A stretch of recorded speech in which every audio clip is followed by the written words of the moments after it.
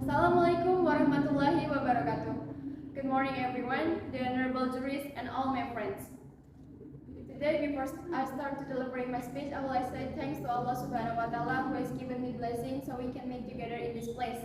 Secondly, salawat and salutation may be devoted to Rasulullah sallallahu alaihi wasallam, his family, friends and followers.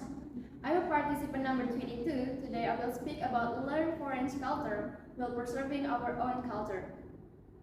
Ladies and gentlemen, have you ever imagined what the condition of a country would be if the culture that has become the identity of a nation was lost? When we were asked about one of the advantages of our country, surely most of you will answer that question is that Indonesia is a country that has a lot of diversity, right? And one of that diversity is a term of culture.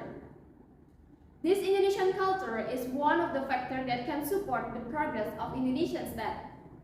But unfortunately, now Indonesian culture has gradually become fed among the community, especially in the young generation. If the culture of Indonesia was lost, then our future generation, our children, our grandchildren may not know their own identity as a citizen of the country. Based on the result, is it known that 67% Generation Z realize that every activity they do in a daily is never separated from the influence of Western culture, when 18% undecided of it, and as many 14% responded unaware of it.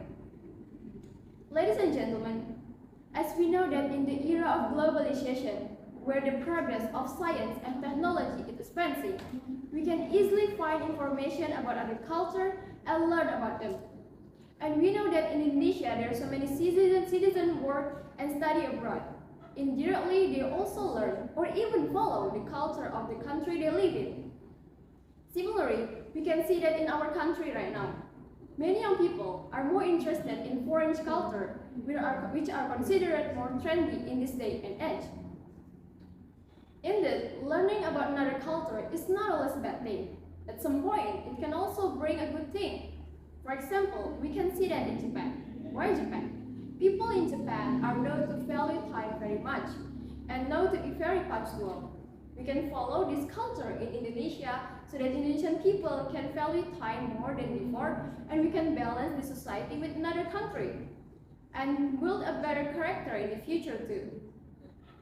Ladies and gentlemen, like I said before, learn another culture is important because as the term, we have to cross the fence if we want to know and be known by other people.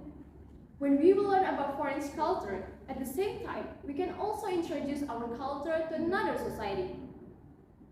And preferable, before we study about other culture, we should also study about our own culture more deeply again.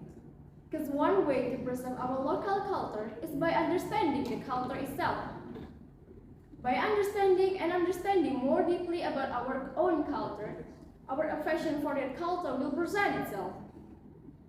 Ladies and gentlemen, as a human beings in this world, we will always coexist. We will need each other. We can create peace by maintaining a balance between learn foreign culture while preserving our own culture.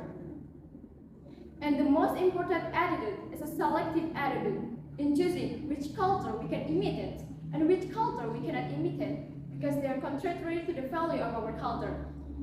Let's be wise human beings, ladies and gentlemen. We can create peace by maintaining a balance between learn another culture and preserving our own culture.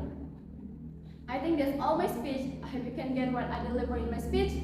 Thank you for your attention and wassalamualaikum warahmatullahi wabarakatuh.